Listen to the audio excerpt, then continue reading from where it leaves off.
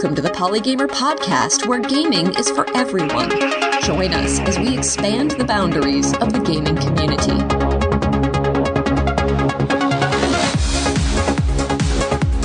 Hello and welcome to the Polygamer podcast, episode number 45, posted on Wednesday, June 8th, 2016. I'm your host, Ken Gagne, and this week we have not just one guest for you, not two or three, but four, count them, four guests.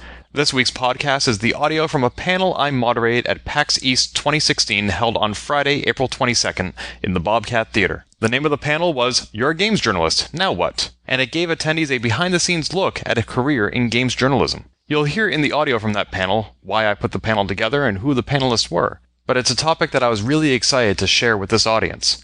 I've been a member of the gaming press for 20 years. In fact, it was 2 decades ago just this past month, in May of 1996, that I attended my first E3, the Electronic Entertainment Expo held in Los Angeles, that is for members of the industry only.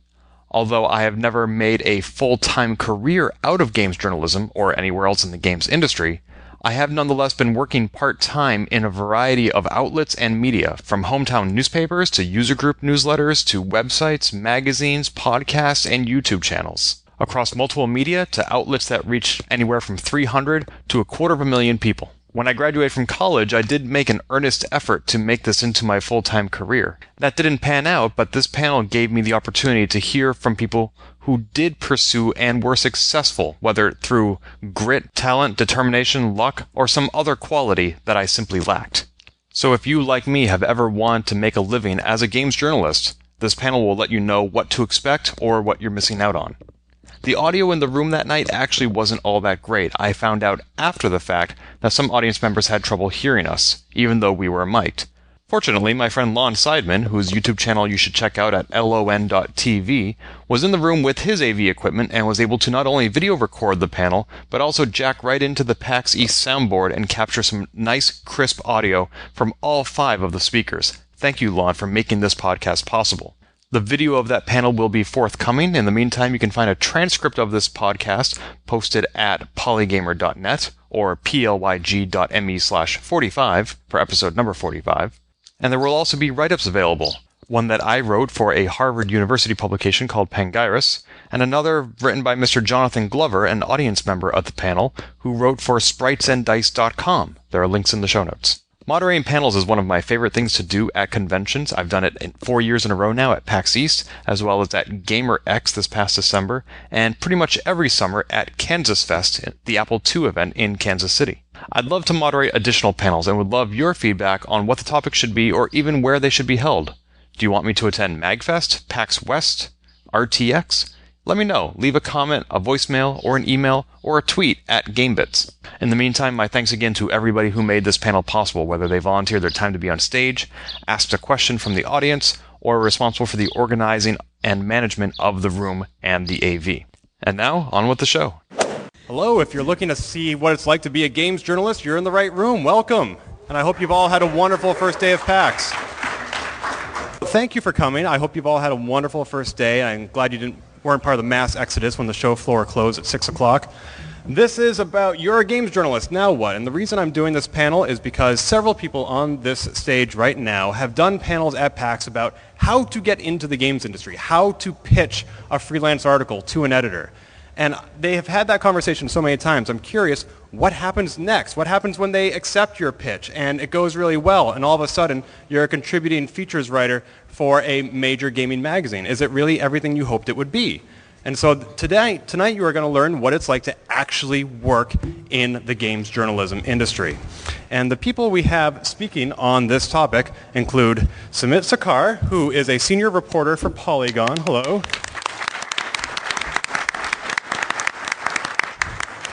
How many years do you have doing this line of work? When did I start at Detoid?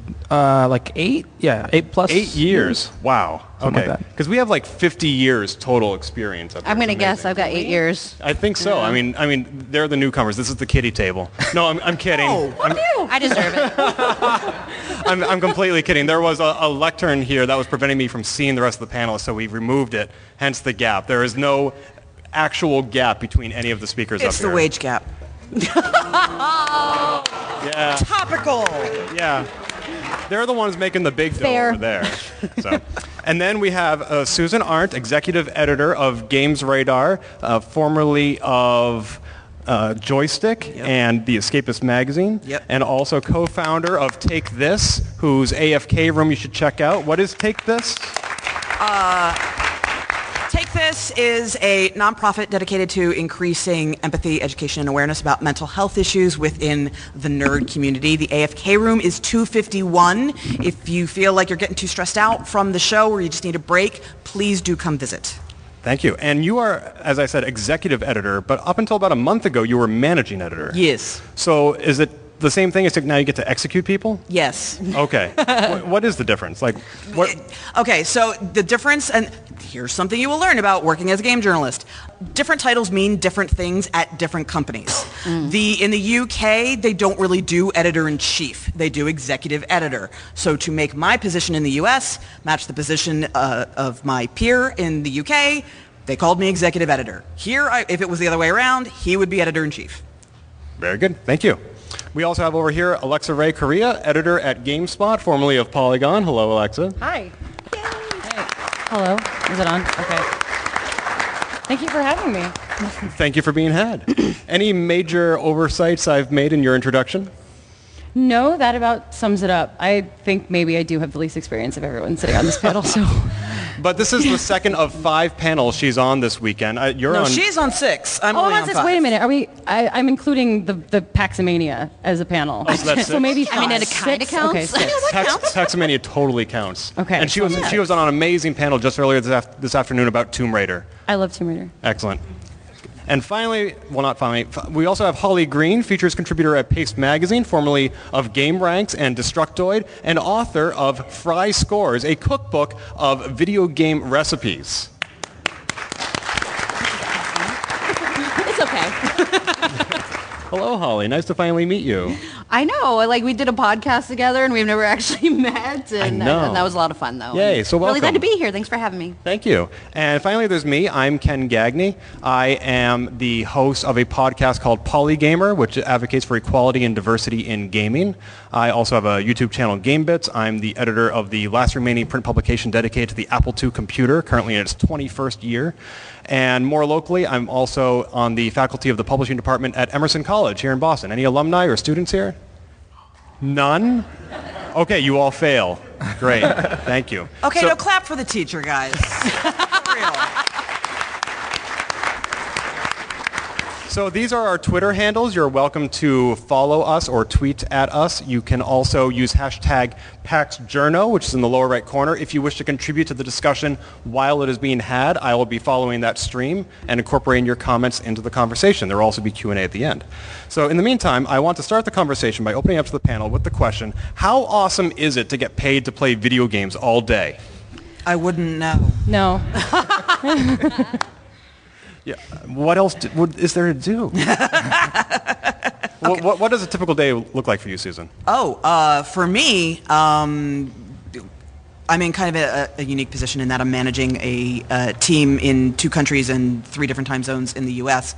I do a lot of actual editing. I will edit 2 to 10 features a day. I also, have to do all the boring stuff like sitting in on budgetary meetings and future planning and, overall strategy. Like right now, when I get back from PAX, we're having a meeting about the brand. What does the brand mean? These are the kinds of things that will suck your soul. But they're absolutely necessary and part of what makes a website go. And Samit, you are a little bit more on the ground, pounding the pavement, writing stories. How do you find all those stories? How many stories are you writing? It really depends on what the sort of the focus of the week is, because I've also started in the past year or so doing a good amount of entertainment coverage as well. And again, at Games Radar has started doing entertainment as well. You're seeing that at a lot of places. And so I'm located in New York, so there's a good amount of that coverage there to be had. And for example, I was just doing regular news stuff, and then last fall I got an email from a PR person at Sci-Fi, and they were like, "Hey, would you like a screener of The Magicians?" which premiered in January. It's really good. It's really good. It's pretty good. It's not as good as the books, but it's pretty good. Oh, I disagree. But anyway. But yeah, so I talked to my entertainment editor, Susanna Polo, and I was like, hey, they're offering us these screeners. Do you think we would do recaps or like a review or something? She's like, well, why don't you go for it and see what happens? And so then I ended up doing recaps of every episode in the first season. And so like that's obviously very different from maybe what a lot of people might be accustomed to or like expect people in like the video game journalism field to do. But I think it really varies from outlet to outlet. And then a lot of my job is like, okay, there's an interview opportunity from a game developer or whatever, and then I'll go talk with those people on Skype or something about their game, or I'll go to a press event in New York City and get hands-on with the game and talk to developers and things like that. So it's really pretty varied. Over here, both of you have been or are editors. Do you get to do much writing, or are you mostly editing? I think in the past maybe year and a half I've spent maybe I think 2 weeks is the most I've actually been home at any given time because I'm traveling a lot for this. I know that I don't post as much anymore, but usually I'm doing a lot of writing. Like I do a lot of investigative and a lot of long form. So while I may put a preview of like Mafia 3 up on one day, you won't hear from me again for another 2 weeks because I'm LinkedIn stalking people for a story. So I probably mostly write. That's most of my day. So it takes a long time to write just one article. For if you're doing something investigative, yeah. I know the last big one I did was I talked to the people that were working on the canceled Final Fantasy XII spinoff at Grin over in Sweden, and that was about 10 months of work. Wow. So a lot of LinkedIn stalking. I'm really good at stalking people on LinkedIn. I don't know if that's like a LinkedIn-worthy skill. So you have the premium account? Yes. Yeah. I expense it. Huh. Because I imagine that a lot of websites, and I've seen this happen, they have a quota of how many articles you need to pump out a day, because video games is a very fast-moving industry. That's how GameRanks was. I mean, for me, I didn't get to be just an editor. I mean, my role was so intensive. And so for me, waking up at 6 a.m., the first 3 hours of my day are spent correcting stories, directing stories, assigning stories, fixing other people's work, then getting to my stories, a quota of 6 a day. Usually between 6 a.m. to 2 p.m., writing, looking over other people's work, strategizing headlines, directing how the coverage is going to go for any particular article in terms of how thorough it is, backlinking, etc. And then for the rest of the day, maybe 4 to 5 hours I get to game. But even then, there's so many games on my schedule, it becomes very difficult to manage. So, you go look on my Steam account, you'll see how many hours I'm spending. You got about 40 hours, 2 weeks, maybe 60 if I'm doing a really good, fortnight. But now that I'm at Paste Magazine, I'm getting paid more, but my workload is completely different, and now I've switched to features instead of just news reports and reviews and interviews and that sort of thing. So the focus is quite different, where, I'm instead trying to optimize search engine optimization needs, just in terms of what's going to be pushed, what's going to get traffic, but also be informative and proper for the audience. And so that's what I'm doing over at Paste Magazine now, moving into an editing position later this year, and just a lot of strategy going into it, even as a freelancer doing the features for Paste right now. So, I overworked, underpaid. That's all I got to say. So it sounds like there's a variety of tasks and skills and roles in the video game industry, even just represented right up here on this panel. And I'm curious to know, what is your favorite thing to do at your job, whether or not you actually do it, or something that you have done or wish you could do, whether it's video production, audio editing, for a podcast, writing a long-form feature, editing, a freelancer, a particular kind of article you like to write. Why don't we just go right down the line here? So actually, one thing I didn't mention, a lot of my day, I'm a reporter, but a lot of my day is actually spent copy editing, which is a thing that I enjoy doing because I'm a weird person. Alexa will know this. I know it. I don't think. But he's so good at it. I know. I just happen to be really good at it, and so a lot of times, people, like my coworkers, will just be like, "Hey, Samit, are you free to look over this thing because it's 3,000 words and I've been working on it for a month and a half and I just can't look at it any longer. Please make sure that it doesn't make me look like an idiot." And so that's something that, I think is maybe a skill that people don't appreciate as much, especially, but the readers will notice if it's not there. So I enjoy doing it, and I enjoy filling that role and providing that service. Susan? Editing. Easy. You love editing. I do. I love editing. What I do is, in addition to basic copy editing, I do substantive editing, which is, taking whatever you've written and said, okay, you haven't quite made your argument. There's no through line. I know what you're going for, but you're not quite connecting the dots enough, and helping the author hone their craft while also making something really, really good. It's kind of a luxury almost in our industry to take something that could run as is. Like, yeah, it's good enough. It won't embarrass us. It's decently written. And then saying, yeah, this is good, but it could be better. Go make it better. And it's something that just doesn't happen a whole lot because most places are horribly understaffed. So, taking the time to do that, it just is a straight up luxury. I love getting to do that. I love working with all our writers. I get to work with some immensely talented people who always love the feedback. They're like, yes, please, hack my stuff to ribbons. Make it better. Make me better at what I do. Because when you get to be a certain level of good in this industry, people stop touching your work. Because they go, oh yeah, no, it's fine. It's good enough to go. Boom. And you don't get the opportunity to improve a lot because you don't get that critique. So they're really, really responsive to it, and I love getting to do that. I also, now that we've merged with SFX and Total Film, I do get to write entertainment stuff. I get paid to write about Doctor Who. Yeah! Whoa. Show I've been watching since I was 8 years old. Yes!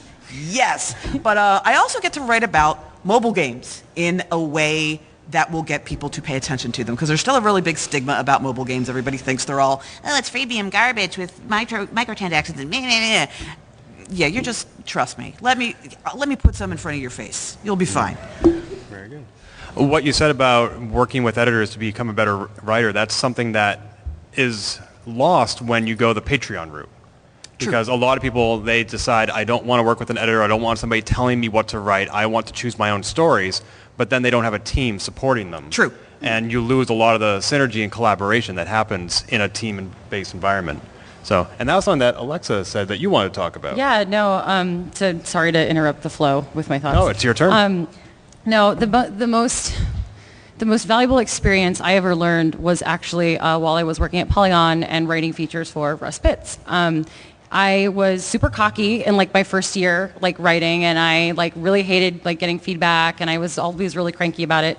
And yeah, you were. I heard stories, man. I was the fucking worst. I was so used to being told oh, your writing's great, whatever. And then one day I handed in something that I just knew sucked, and he didn't yell at me, didn't say anything. He just looked at me and he said, "Listen, let me edit you. And I said, okay, and I took a deep breath, and from then on, everything just got easier. And because of that one moment in time and letting someone edit me and telling myself, okay, I'm not perfect, this feedback is valid, I've become a much better writer than I was when I started. So if you're on a team, if you're working at a website, if you're working with a small team, if you have a Patreon, have someone look at it before you put it up. I cannot tell you how invaluable that experience is. No one is perfect. The day you wake up and think, okay, my writing is perfect and I can't learn anything else, you're kind of boned. There's always room for improvement, and there's always room to learn.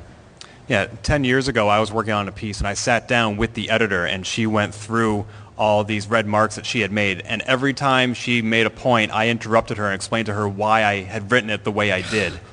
And it was awful. And she got to the point where she just slammed the paper down, looked at me and said, "Ken, you have to learn to listen."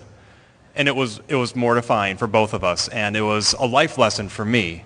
I've become a much better writer and listener and editor since then, and now when I get a paperback with a lot of red marks, I'm thrilled, because that means I have that many opportunities to make it the better article that Susan was talking about. Right. It's not video game journalism, but a great example of the power of investigative journalism, like Alexa does, and editing, like Susan does. I recommend the movie Spotlight, if you haven't already seen it.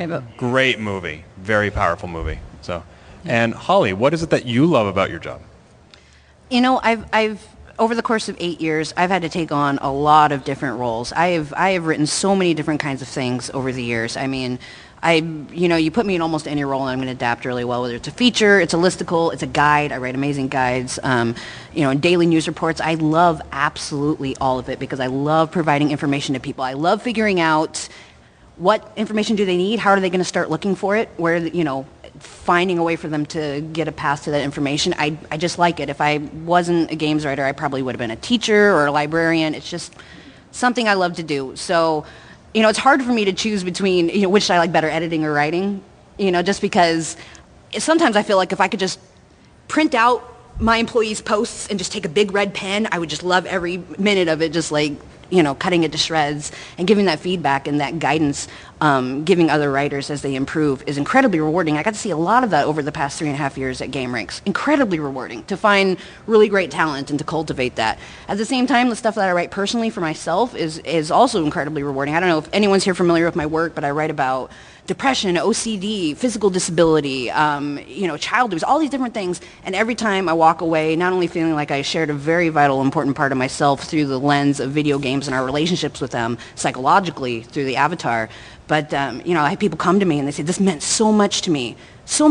And it's like, that's it. That's all I need right there. To feel like people know me and that they've connected with my work and through video games and came out a better person for it or to have a significant emotional impact as a result. It's, I could do this forever.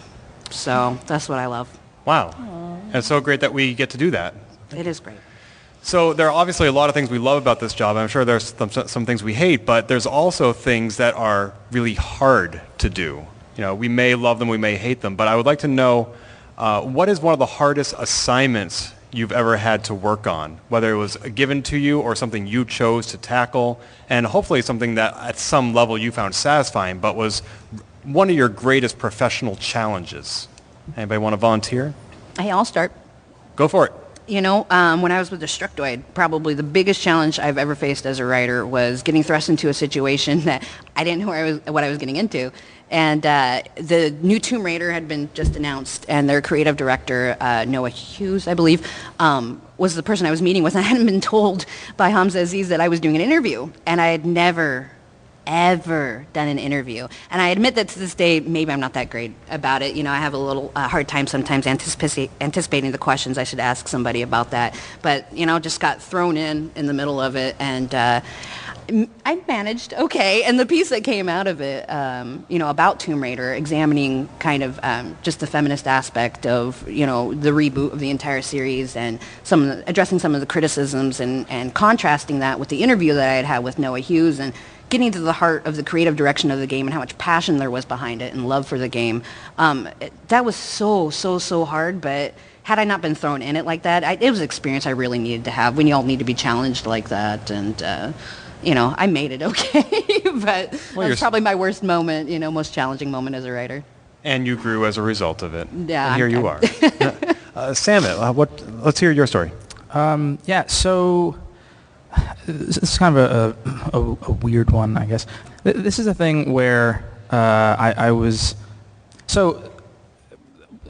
do a lot of copy editing, and generally also people tell me that my copy is pretty clean, and that's like really useful, I think, to people who are editing me because they don't have to worry about they feel like they don't have to worry about the technical stuff, right? Like commas and things like that.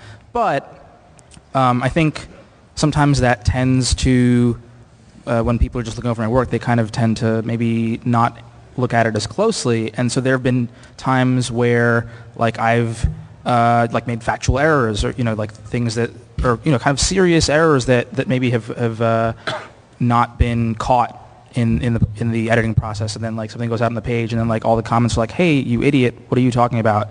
And so a lot of I think we've talked about it a little bit here on the panel, but writers definitely can have an ego and think that their stuff is awesome, right? And so for me, a lot of the time, especially earlier in my career, when I was a Destructoid, I was like, oh yeah, I'm awesome and my stuff doesn't need to get edited ever. And then that might be true from a perspective of grammar, but when people kind of don't look at stuff as closely, it's really challenging because then I feel terrible because I made a mistake, a factual error that needs to be corrected, and then we have to issue a correction. I have to talk to an editor about the correction process and all that stuff. And I also feel let down by my team, right? Because it's maybe that error wasn't caught because someone wasn't reading it as closely. So I think that's the tough part. Like, Susan was talking about the deficiency that we have in editing across our field, but it's a thing that's an issue across journalism in general. I was just reading about this the other day on Pointer, and so I think what's really the thing for me to basically learn to be much more humble about looking over my stuff, not just for spelling errors, but also for making sure that I'm doing the best I can from a fact standpoint, and also that I'm sort of making sure that people who are editing me are looking it over more closely. Great, thank you. Alexa, do you have a story to share? About my most challenging assignment? Yes. Literally every review I've ever had to write, because I hate writing reviews. Even if it's a game you like? Yeah. So I mean, especially if it's a game you like, because if it's a game that you like, you're going to want to, so that people think, you're going to want to slap a good score on it, right? If you like it, or if you're biased towards it and it's your favorite franchise or whatever. I don't know. My thing with writing reviews is I have met enough people in my lifetime and talked to enough other critics that well, we will never all be on the same page. No game will ever be a straight 70 or a straight 50 or whatever. You get them all over the place. So when, NeoGAF goes crazy because Star Fox comes out and some people are giving it 90s and some people are not scoring it at all. And it's sort of that's because every critic is different. And I'm so exhausted by the discussion of the objective game review because it doesn't exist. Thank you. Thank you, sir. A reaction shot. Because it doesn't exist. Reviews are a reflection of the person playing it and their knowledge, which is why, say, we have Mike Mahardy, who's a writer for us, write Dark Souls because he's a Dark Souls expert, and why I reviewed Fire Emblem because I am a Fire Emblem crazy person. You give them to the people who can best look at it through a educated lens. And part of the reason that I don't like writing reviews and part of the challenge of writing them is the aftermath can always be a little strange. And there's never been a moment in my life where I've published a review and then maybe a day later been I don't feel like I want to change it, but you definitely think about it and you definitely second guess yourself. It's the only line of work or the only kind of work in which I think about it and think could it have been better? Could I have fixed something? Was I wrong about this? Was I right about this? That's the only time I ever second guess myself, so I don't like doing them. Well, going to what you said about the objective game review, Brandon asked, when doing a game review, do you think it's better to push your own opinion into the writing or to provide only the hard facts? Oh, stop. What are there facts about a review? I mean, a review is personal taste. In this room, Brandon? Hard facts? Well, if what are we talking about hard facts? You press A and you swing a sword, mechanically? Push X to pay your a review. Oh, okay. A review that consists only of facts is a product listing. It's a guide. Is what it is. It's a guide. It's a product listing at the end of the day. Mm. And if that's what you want, you can go get the press releases and sign up for their emails and get them all. You can get those unfiltered any day of the week if you want. They will let you do that. With reviews, I want to help people decide, okay, 3 games came out this week. Which one is the one that I should be buying first? That's essentially what reviews are, right? To help inform people what to buy. And inserting opinion or only facts, I don't know. I think, no. And I used to have a newspaper column reviewing video games, and I would tend to review only the games I liked, not because I wasn't able to be critical, but because if there are 100 games out there for you to spend your money on, and I give one a bad score, okay, you've eliminated that one, there's still 99 for you to choose from. Right. But if I give a game a good score, you can eliminate the other 99 and go buy that one. I feel like that's better advice when I review a game I like. Also, I hate wasting time playing games I don't like. So, go figure. Susan? Any tough assignments, or has it just all been easy street? Yeah, mine's a little different. And if you want to know how it really actually is, having a job as a game journalist, hey, Susan, I know your team just had back-to-back the 2 best months in the site's history. Choose 30% of your team to lose their jobs. I had to do that. That was I had to go through a list of people and find 6 to make unemployed. We didn't do anything wrong. It wasn't our fault. We work for a big company that had a shareholders report that was going to come out, and they needed to make numbers look a certain way. So they made changes across the entire country, across the entire company. It wasn't just us. Everybody had to make cuts. But we did literally the best that site ever had, and 6 people still lost their jobs. Yay, game journalism. And that's not unusual. That's normal. It is normal. Yeah, I was an editor. I mean, that's a big secret is nobody's making money and nobody knows how to sustain a site.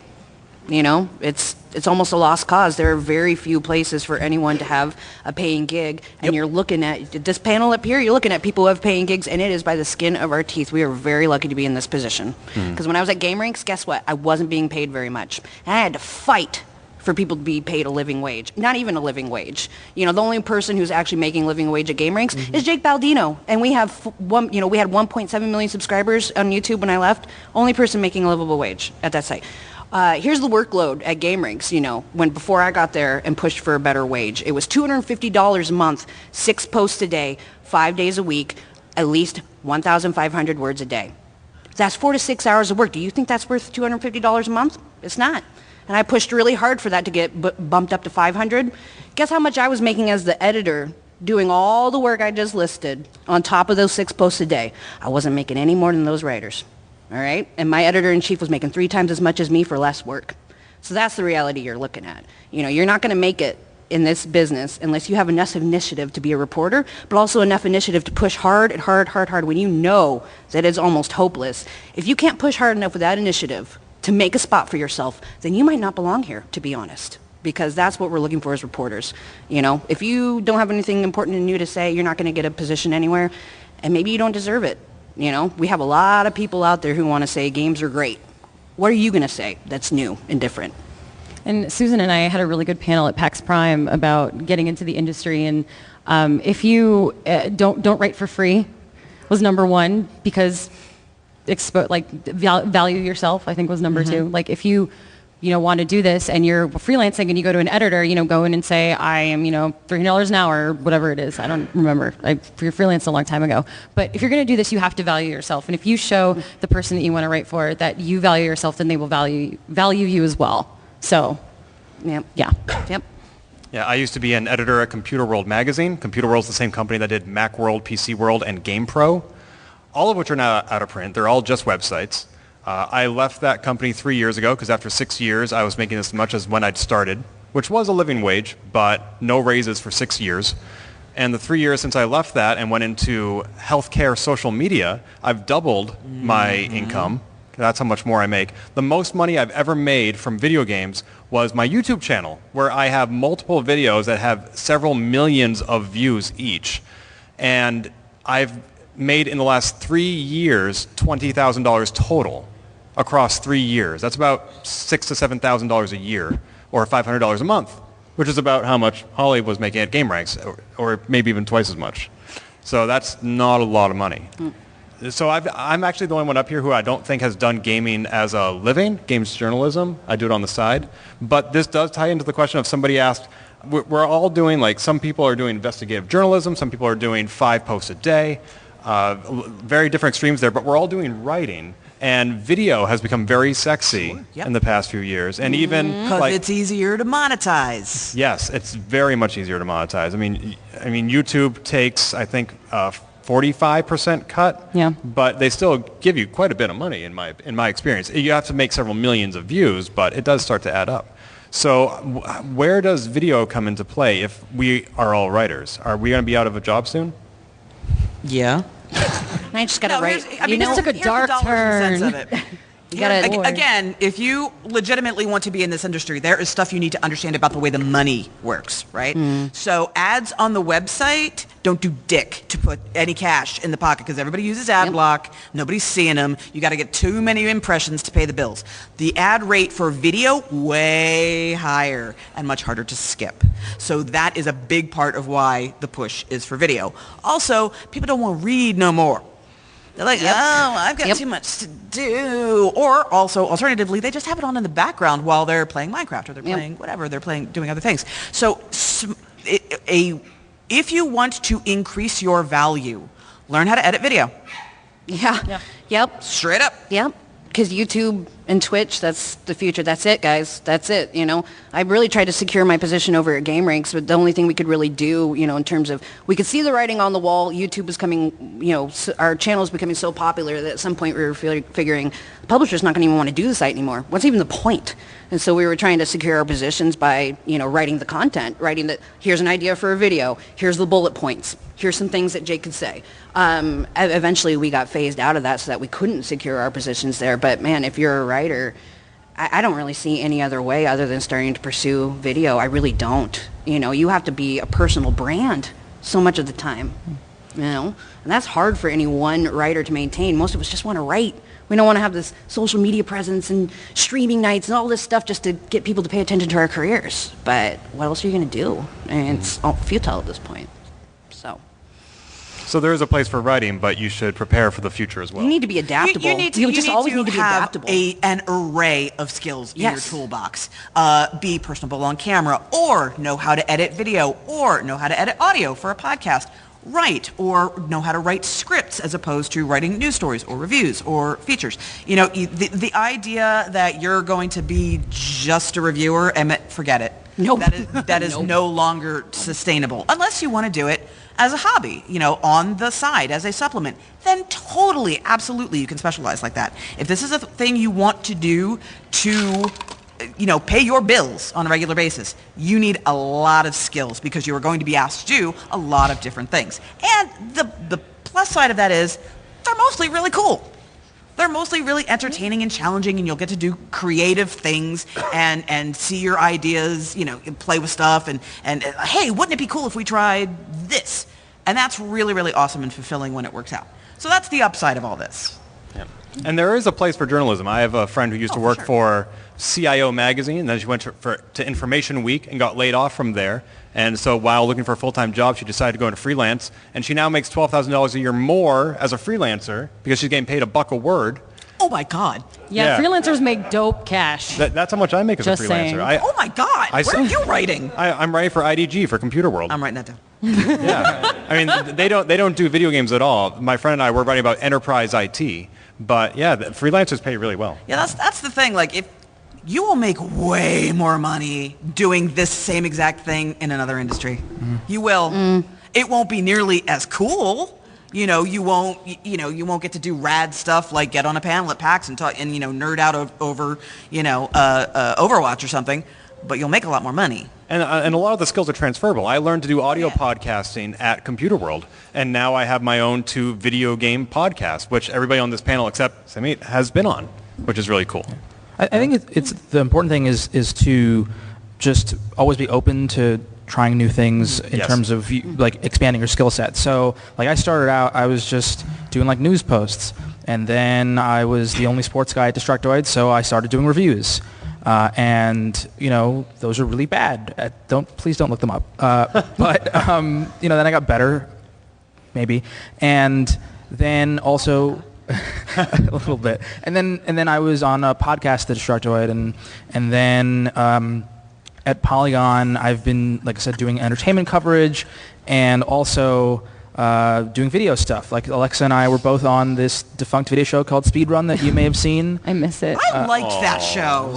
That was my baby. Yeah, it was Alexa's baby, and like she wrote all the scripts, and sometimes I was on camera, and initially I was terrified at the prospect of being on camera for an internet video. Yeah, I think like, but that was something where I was really bad at it at the beginning, and then I kept doing it, and I got some modicum of experience and like got a little bit better, and then we just did like we're now working with like Facebook is doing their big Facebook Live push. So we a coworker and I yesterday we did a like 10-minute live stream talking about the PlayStation 4K, and so that was something where it was like just us sitting in like directors' chairs and talking about the rumors about that, and like that's stuff that has been offered to me, but I also think it's really important for you to try to go out and if you're at a site, try to argue for being given those opportunities. So a thing that you may be familiar with if you read Polygon is that our features and reviews look really nice. We do a lot of work in making sure that the layouts are magazine-like and are really pretty. And when I started at Polygon almost 4 years ago, I was like, oh man, like that looks really cool. I'd like to know how to do that someday. And for the longest time, I like never really asked about it. And then at some point, I think I saw another coworker of mine, and she had started doing review layouts. And I was like, oh, well, hey, Phil, Arthur Geese and Phil Kohler are reviews editors. I was like, hey, can I learn would you be willing to teach me that sometime? And they did, and now I do like a lot of our review layouts when they're really busy. And that's a fun thing because it's stretching different muscles that I'm not when I'm writing. It's a totally different skill set. And that's only because I went out there and I asked to have that opportunity. And so it's really important for you, if you want to expand your skill set, you have to be the one to try and do it. So we were talking about having diverse skill sets. Susan, did you want to talk about the soft skills? Yes. Okay, so hands up if you know what is meant by hard skills versus soft skills. Okay, cool. So hard skills are things that you can kind of bullet point. You know how to edit video. You know how to write a script versus writing a feature article, for example. You know how to take beauty photographs of products. These are hard skills, right? It's something you can go to school for, that kind of stuff. Soft skills are all the things that go in between that govern how well you deal with people, how you de-escalate conflict, how you learn to communicate with different personality types, how you communicate to make sure that the person has both heard you and understood you, because people process information in different ways. And these are things you need to learn in order to be a cohesive working team. And it's the kind of stuff that no one will ever tell you in a performance review you need to work on. They'll just know you're not quite meshing with people, and they will very rarely say why. They'll very rarely tell you, because you sound like a dick in your emails. Like, that won't come out, but that'll be, like, the ability to write an email and sound like a natural person is a skill. And it is a skill that not everyone possesses, but it is a skill that can be learned. What? Well, first I'm laughing at Chris. Oh, him, yeah. Yeah.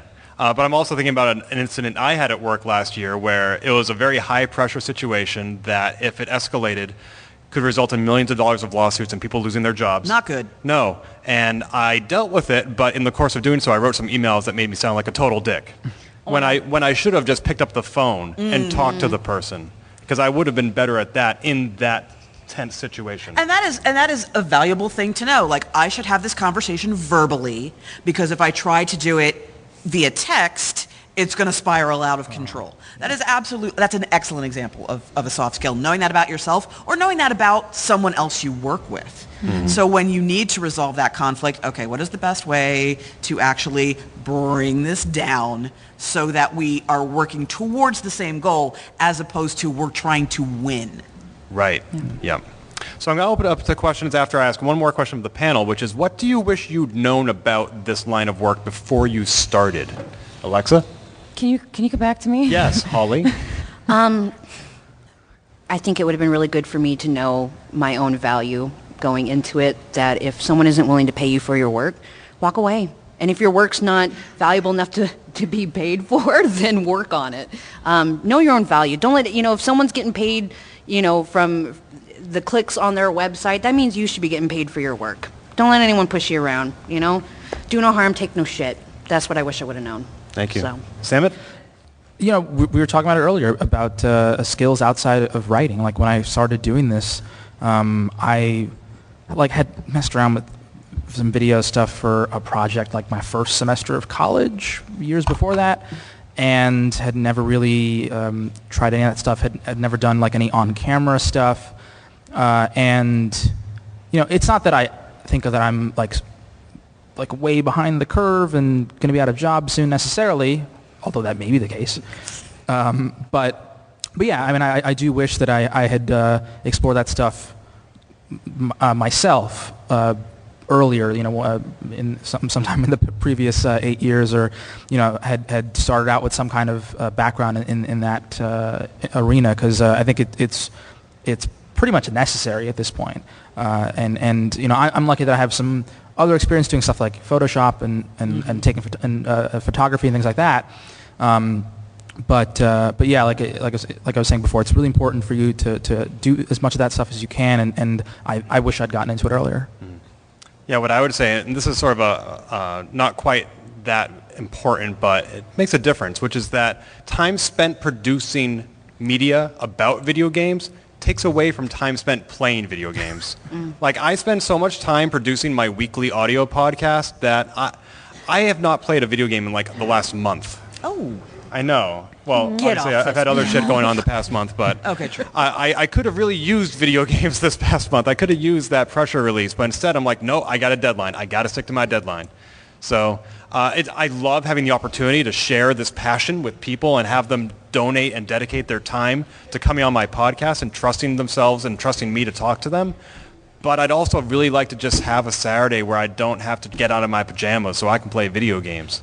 So, Alexa? Okay. I wish that I had known that making a mistake is not the end of the world. That every time I made a mistake, the world was not ending and I wasn't going to get fired and people weren't going to come after me, whether it's publishing a headline with a typo in it or pushing something live or maybe asking a wrong question and a wrong thing, because my blood pressure is so high and I am so stressed out. It's not. If you make a mistake, if you publish something with a wrong date, with a wrong letter, a wrong name, like, go in and fix it, make a couple, and then move on with your life. Like, it's okay. And you're going to make a lot of mistakes in this industry. Like, people break embargoes accidentally and like do a lot of other sad things, and it's okay. Like, none of us are infallible, and like, you have to know going into this that, like, yeah, one of these days I'm going to make a mistake, but it's not going to be the end of the world, and I'm going to be able to pick myself up and go on, because you won't end up a stressed mess like me. So, Susan. I wish, and again, I'm like the weird one here. I wish I had known that there was value beyond just being the writer. Because for so long I was agonizing over the fact that I was not as good a writer as these people that I looked up to, that these people that I worked with. I just didn't, like, the working 10 months on a story, I will never do that. I am just not that I've person. done it 3 times. I desperately want to be that person, but I'm not that person. I bring different skills to the table. I bring the ability to say, no, we shouldn't do that, and here's why, is a skill that people don't have a lot in our industry. And don't value. And don't value. You know, the ability to check in with your team and make them feel valued and make them feel like they're human beings is, again, something that doesn't happen a lot in this industry. That has value. Yeah. So I wish I had been... I had appreciated what I brought to the table sooner instead of lamenting what I didn't. Great, thank I've you. always appreciated you, Susan. Susan's my mentor, by the way. I'm here because That's of not this true. wonderful lady. It's true. And I'm coming between them. So I'm going to spend the last 10 minutes with Q&A. You'll notice that there's no line for a microphone because I'm going to be walking around with a mic to address people who have their hands raised on one condition: that you understand that a question is a short interrogative sentence that ends in a question mark. Okay, I have a question, but first I just wanted to comment on this. No, don't do that. Don't. We all know your life story, Susan. If you're already freelancing or working with publications to get your word out, get your stories out, etc., what's the best route to go from there to an editing track? Ooh.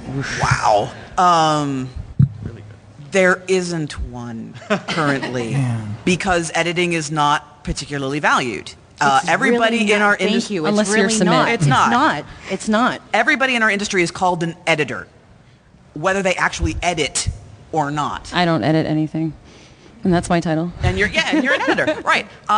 So what I would recommend is, if you are, let's say you have a relationship with a particular publication right now, do they need any help editing? Okay. Right?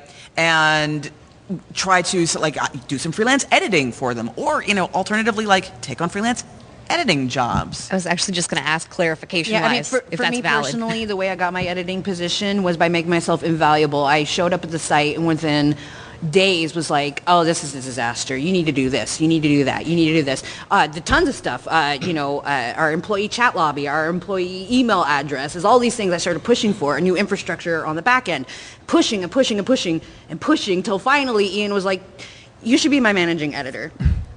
And so that's what I did. It's just don't ever be satisfied for how things are. I'd love to connect with you afterward on how to handle people that aren't open to hearing that. Yeah. Yeah, thank you. You don't get all of them. No. To follow up on that as well, 20 years ago when I started in the newspaper industry, I was told by my editor, Ken, anybody can write, but someone who can write and do layout is invaluable. They're worth their weight in gold. Well, that was back when we had newspapers. Nowadays, What's a newspaper? Nowadays, what I tell my students at Emerson is anybody can write. Somebody who can write and load their content into a CMS is invaluable. So always have that complementary skill. Young man. Hi. My name is Peter. I have cerebral palsy, so I play video games one-handed. I'm a PlayStation gamer exclusively. And this question is about reviews. One of the problems I have is I buy a game and then I can't play it because the control scheme is just difficult.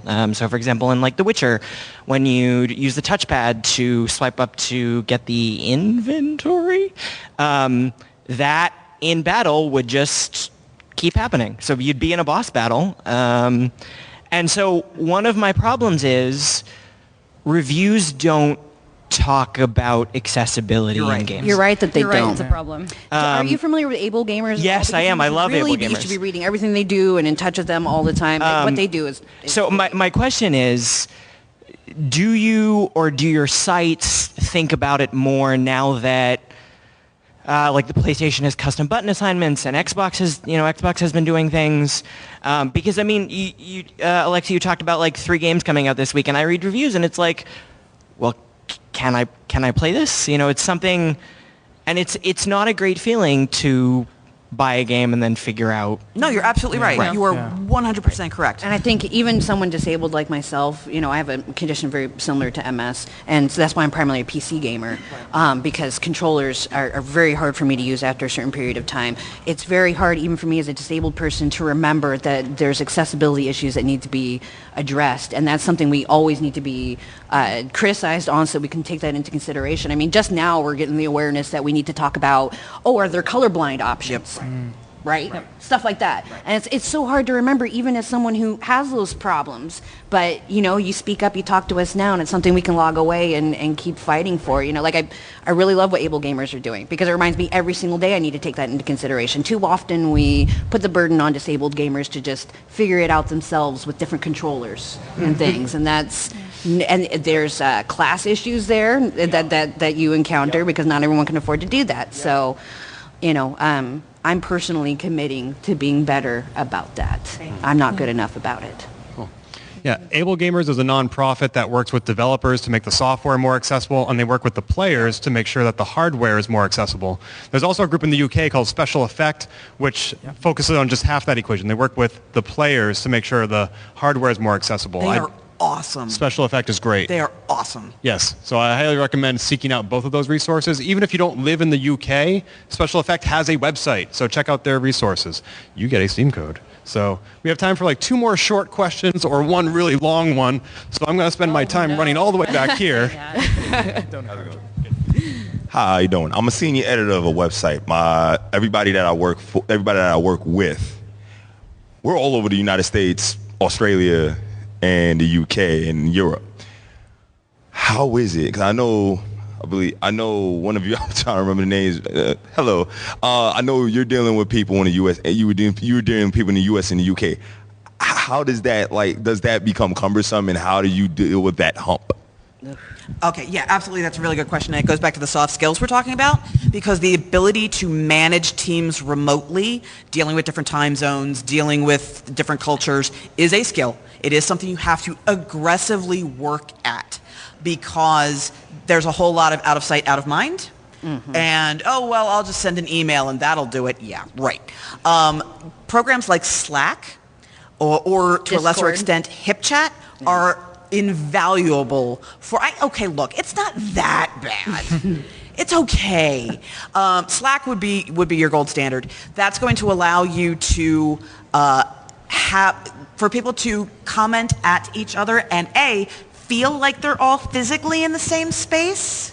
Even if it's a chat room, you feel like you're all together, and so you're talking like I'm talking to you as opposed to even though it's typing, and that can be a more personal communication than an email. Yep, so you would change your entire team dynamic by having that communication constantly within an employee lobby, chat lobby every day. We were using Discord, which is great. Get the app on your phone, which means I was working 24 hours a day.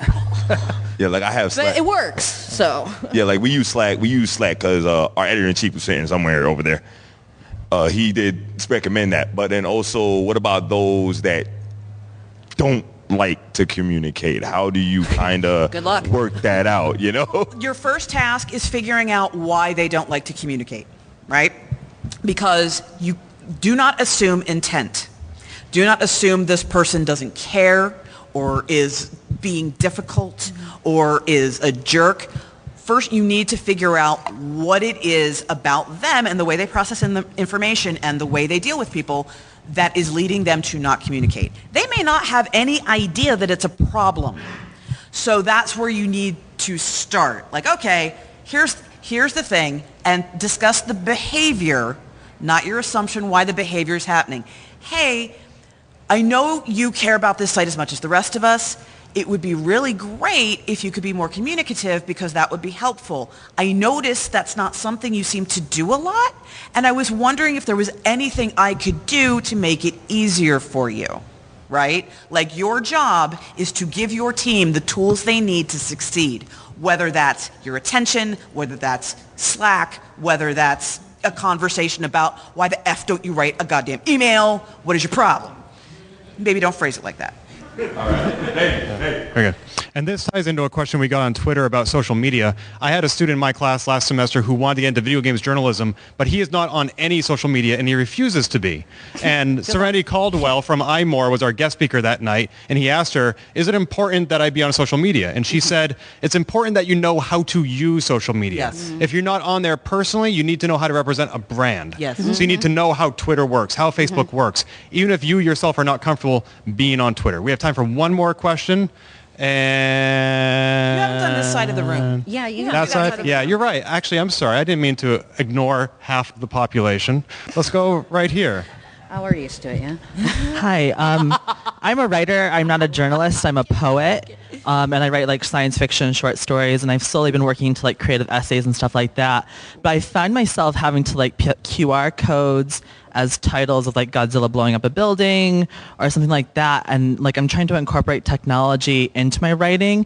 Do you feel like that's just a place all writing is going in general, like having to use technology to the best that you can use it? I don't think you have to. I think it's a way to expand your user base and also expand your possibilities for creativity.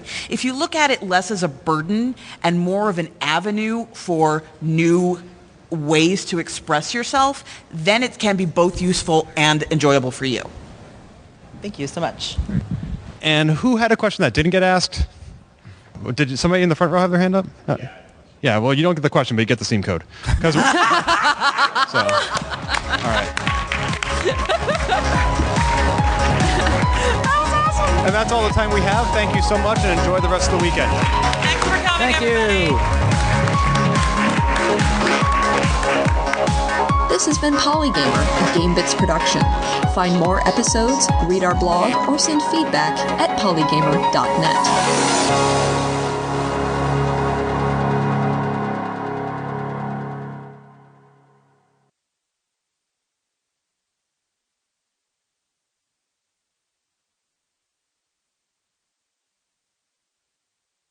What is this with the warming up? What is? They really don't. They are either on or off. Okay, there we go. All right, Let's that works. switch.